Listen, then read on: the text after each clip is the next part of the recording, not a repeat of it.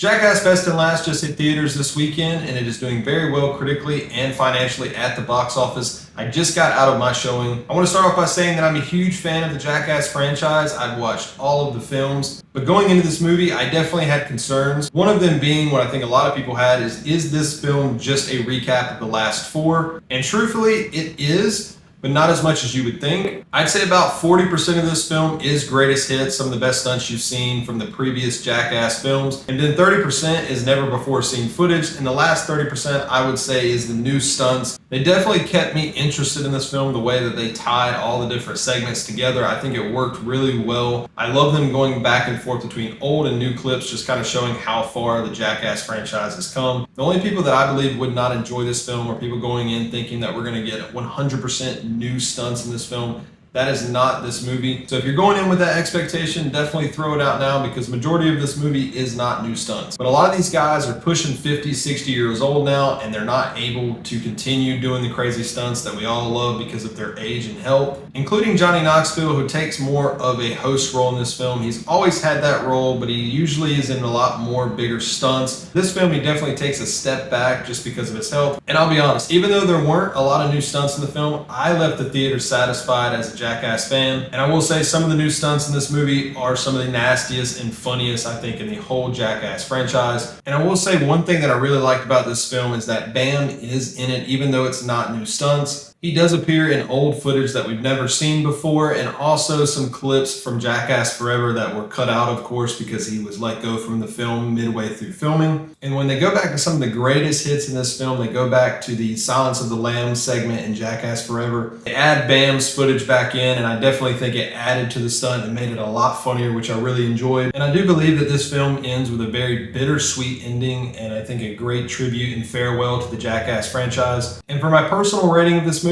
obviously it can't be really compared with a film with a plot and an actual acting crew, but as a Jackass film, I think I'm going to rate this movie a 9 out of 10, which may be a shock for a lot of people, and many people might disagree. I kind of went back and forth between an 8 or a 9, but I really enjoyed this movie, getting to see all the old clips and the new, and just the tribute at the end I really loved. And I definitely think if you're a fan of the Jackass films, you should go see this in theaters. And even if you've never seen a Jackass film before, I think for you it might even be a better experience, because you're getting all the greatest clips and some new ones. So with that being said, my rating for Jackass Best and Last is going to be a 9 out of 10 for a Jackass film. Please let me know down in the comments what you thought about the film. Like and subscribe if you're new to the channel and you enjoyed the video, and I will catch all of you in the next one.